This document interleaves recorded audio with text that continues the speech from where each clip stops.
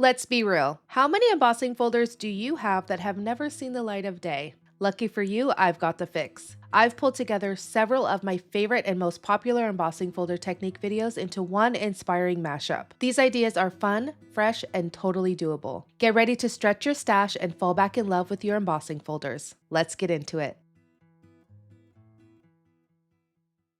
Do you have a pile of embossing folders and you're really not sure what to do with them? I don't know about you, but embossing folders are probably one of my most unused supplies in my craft room. However, they're probably one of the most versatile supplies. That's why I've compiled some of my favorite ways to use them to help inspire you to get using your stash. Let's get into it.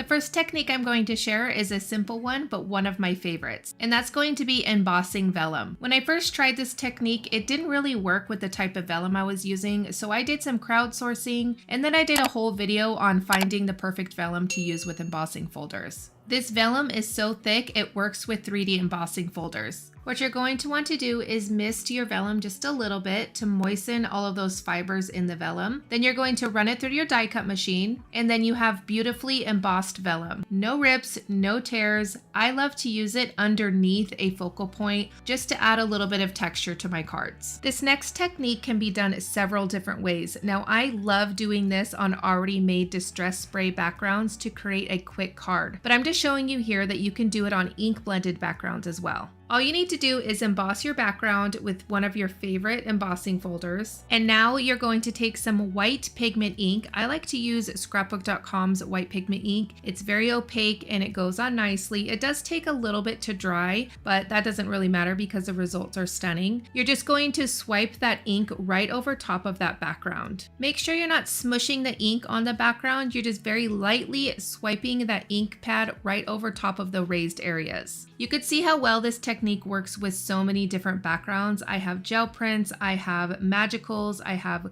craft cardstock, ink blended backgrounds, watercolor backgrounds, and so much more. The possibilities are really endless with this technique. As you can see, I absolutely love doing this. I think the results are stunning. I wanted to share a quick tip to help you when you're doing this technique. Now, it's really important to rotate the paper so that you get all different angles of the embossed background, especially if you use a 3D embossing folder. I love the white pigment ink just over craft cardstock. The dimension you get is incredible. Now, if you like dimension, just wait for this next technique because it's definitely one of my favorites.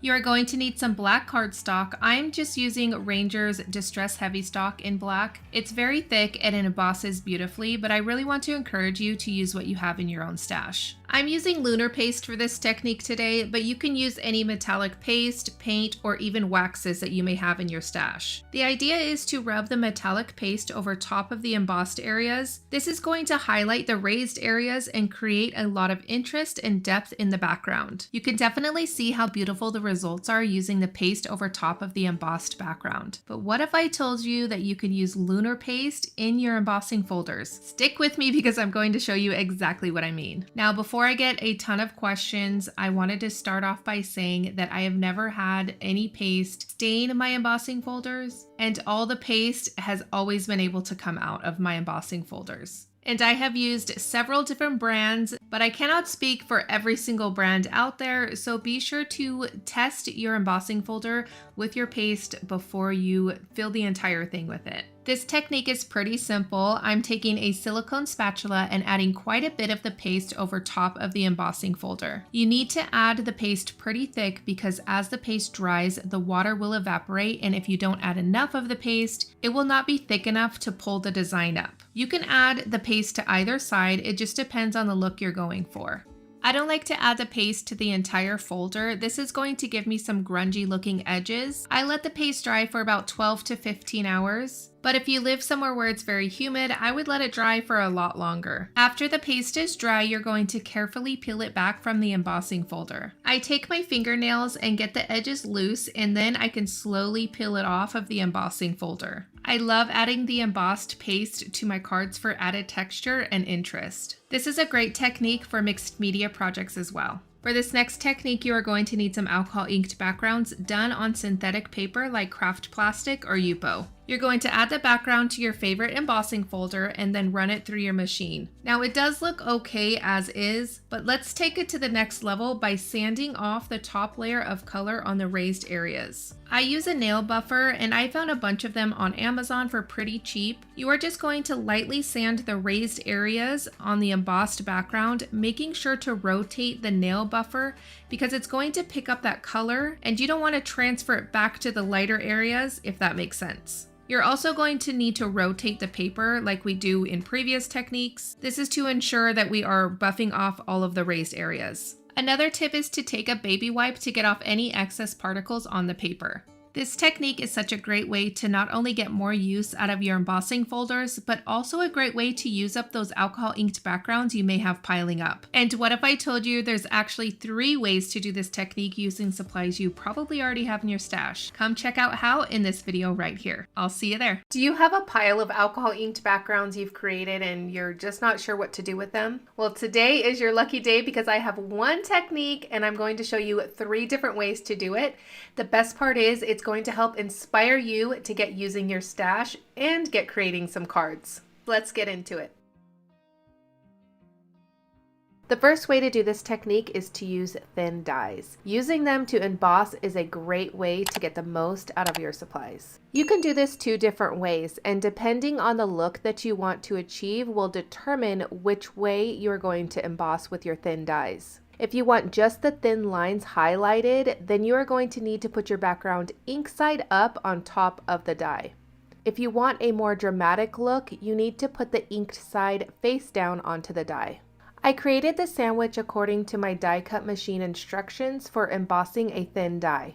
This is going to vary depending on your machine, so be sure to check your own instructions. I run it through the machine once and then I'm going to take off the Yupo paper from the die. For this next step, you are going to need a nail buffer, and I like to get a package of them off of Amazon. This is where the magic happens, and I'm sure you're going to be as addicted as I am to this technique because it's so simple and the look is just amazing. You're going to take the buffer and start sanding off those raised areas. The more you sand off, you will begin to see the indents from the embossing are still saturated with color. To add even more interest to my background, I'm going to use some isopropyl alcohol and rose alloy to add some splatters. I'm sure you'll notice that the paper is warped, but I have a solution for this later on in the video when I start assembling the cards, so be sure to stick around. I really wanted to see if the foil plates were going to work for this technique because they are a little bit pricey and I definitely want to get the most out of my supplies. I ran it through my machine the same way I did the thin die, and you can use the same concept as I explained with the thin dies. If you want a more subtle look, then you need to put the inked side face up, and if you want a more dramatic effect, then be sure to put the inked area face down on the foil plate. Now you're going to sand off the raised areas, and I chose to keep this one more subtle as I wanted the background to stand out more on this card. And be sure to stick around as I will be sharing the finished cards later on in this video. But first, I'm going to share my absolute favorite way to do this technique, and that's using 3D embossing folders. Because they are so detailed with different levels of raised areas, this is going to give you the best result when sanding. I ran it through my Spellbinders machine with a Sizzix platform. Now here's the best part. I absolutely love the reveal as I am sanding away all of that color. Here's a quick tip. The buffer has 4 sides. Use all of them if you need to. The alcohol ink is going to be transferring onto the buffer, so if you see you're not getting the result you want, be sure to switch to a clean side. When you are done sanding, you can use a damp paper towel or a baby wipe to get all of that powder up. It looks amazing as is, but I'm going to take it to the next level with some splatters. I do need to mention that you never want to splatter with blending solution, only isopropyl alcohol, as blending solution has resin in it and you do not want to breathe in all of those particles. I had to add some of the new rose alloy for more interest. And now let's address that warped paper issue that I talked about earlier. The solution is really simple and it's double-sided adhesive. I like to get this big roll from scrapbook.com, but any brand should work fine. I'm going to put the card panel onto the adhesive and then I'm going to press firmly to make sure the adhesive is in all of those raised areas. Now I'm going to cut off the excess adhesive around the card panel. I'm going to press the adhesive really well into the card panel to make sure again that it's in all of those raised areas. Then I'm just going to add it to my card base. I love adding a quick sentiment with a sticker. I love having these on hand because sometimes I don't want to take the time to stamp out a sentiment, so having stickers is a great way to finish off a card quickly. I love adding some splatters for some more interest, and I use some alcohol ink for that. At the time of filming this video, I haven't created a single thing in over a month, and I was finding myself getting further and further away from wanting to be creative. So I decided to force myself to create. It didn't matter what it was. And I tried something new, hoping it would turn out, and it actually sparked my creativity all over again. Today, I'm going to bring you along the process of how I created this card and share this simple technique with you. So let's get into it. I'm starting off with a piece of Craft Distress Heavy Stock. I'm going to spritz the cardstock with a little bit of water, and then I'm going to take several different distress mica stains, and I'm going to spray them and splatter them on the cardstock. If you don't own any mica stains, don't worry. You can do the embossing folder technique that I'm going to show later on in this video with backgrounds that you created with regular distress sprays or ink blended backgrounds. The options are endless. I do want to encourage you to use what you have on hand. When I'm using sprays, I usually go from lightest to darkest to build up that depth on the project. But for this background, I'm using the color that I want most to show up, and then adding a little bit of green and yellow here and there because I don't want too much of that on my project. Another tip I have for you is spray a little bit at a time. Don't focus on covering the whole background at once because you can always add more color like I'm doing here, and it's definitely harder to take away the color, especially with these mica stains. If you're not comfortable spraying the sprays, you can take the nozzle out of the bottle, use a paintbrush to paint on the mica stains, or you can even use the nozzle to splatter it on the cardstock. I'm tilting the background side to side and back and forth so that I can get all of that color moving around. Once I like how it looks, I'm going to dry the background completely. As you could see, I have a lot of excess spray on my mat, and what I'm doing here is I'm spraying some Distress Heavy Stock with a little bit of water, and I'm going to pick up all of that color that's on my mat. I'll save this background for future projects. I talked about adding layers to the background earlier in the video. That's what I'm doing here. I splattered on a little bit of water, and I forgot that once the background is dry with the mica stains, they don't like to react with water. So I decided to splatter on some more of that color. If you're curious about any of the supplies that I used today, you can find the full supply list in the description box below. But I do want to encourage you to use what you have on hand. Once I have enough splatters on the background, I'm going to spritz it with a little bit of water. I set that aside to dry, and I'm going to be moving on to the embossing folder technique. If I'm being completely honest, I had no idea how the archival ink and the mica stains were going to react to each other, but I wanted to give it a try. So I added some black soot archival ink to my embossing folder, and I spritzed it with a little bit of water. I closed the embossing folder and ran it through my die cut machine. And when I opened the embossing folder, I was really surprised that the archival ink did exactly what I wanted it to.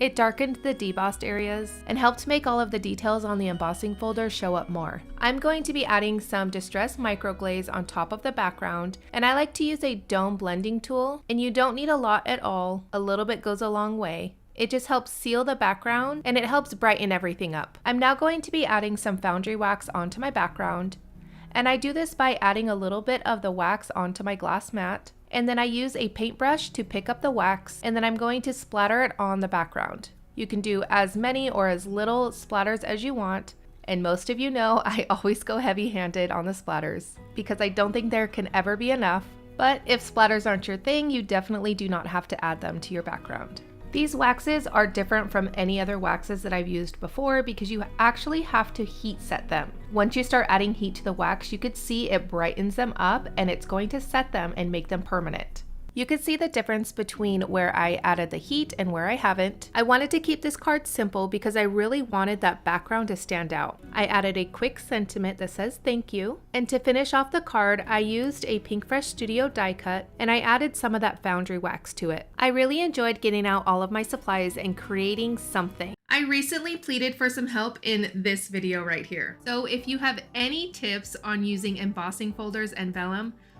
please leave it in the comments for me down below. And you all came through with an incredible amount of suggestions. And I'm going to share the results with you, and it involves a little bit of trial and error and a little surprise ending that left me so amazed I could not wait to share it with you all. Let's get into it.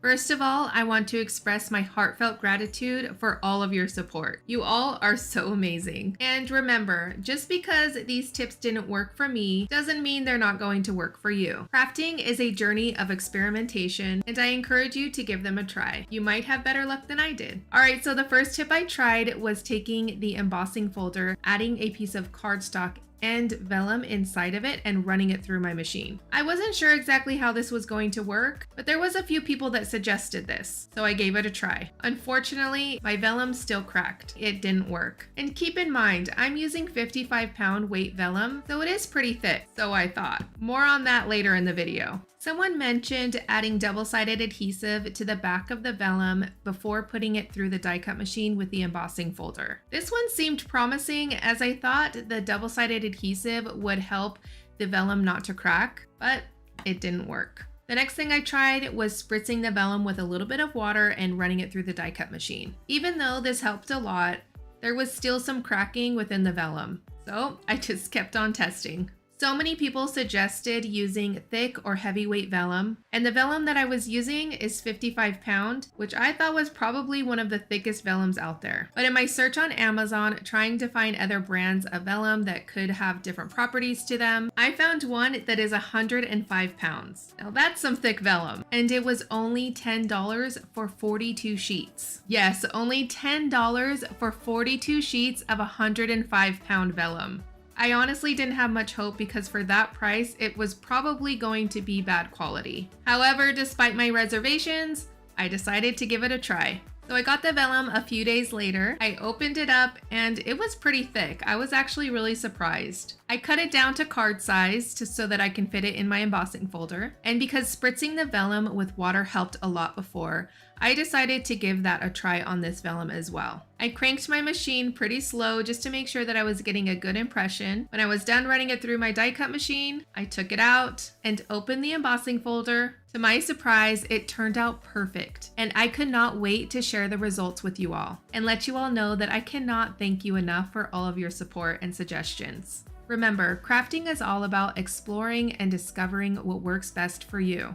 So I encourage you to keep trying new things. And who knows, you might stumble upon your own crafting breakthrough. Let me know in the comments if this crowdsourcing for ideas is something that you want me to continue to do. But in the meantime, I wanted to let you know that I put this thicker vellum to the test, trying out various techniques just like I did in these videos right here, including my personal favorite, using alcohol inks on vellum. And I've got a whole playlist where you can learn that technique and so many others, so be sure to check it out. I'll see you there. One technique, 3 different ways. Let's get into it.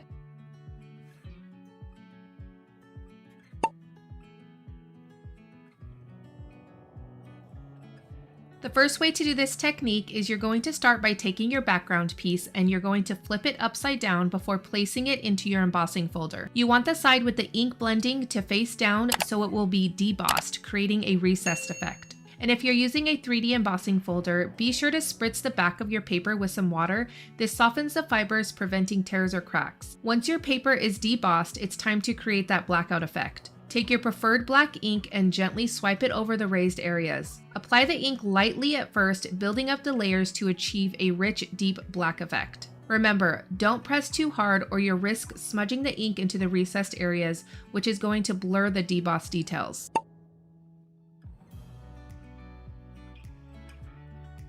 If you prefer a bolder look, the second method is for you. Start by applying black ink directly onto your embossing folder. Make sure to cover the entire surface area where the design will transfer onto the paper. Remember to spritz your panel with a little bit of water to avoid cracks. Carefully place your background ink side up into the embossing folder. Close the folder and run it through your machine. You're going to see that the ink has transferred from the embossing folder onto your paper and onto those recessed areas of the design, creating a dramatic high contrast effect. I personally prefer this method, but it can be a little bit messy.